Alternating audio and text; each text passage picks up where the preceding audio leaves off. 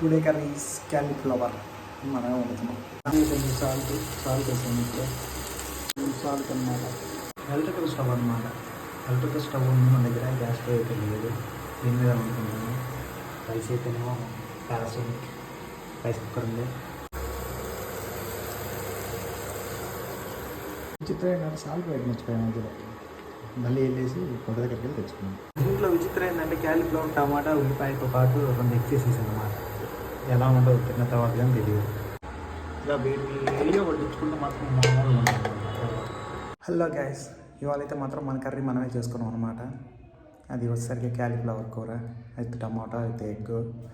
అంటే ఏదో చేసా, బాగుంటే బాగుంటుంది, లేకపోతే లేదు. చూపిస్తామండి.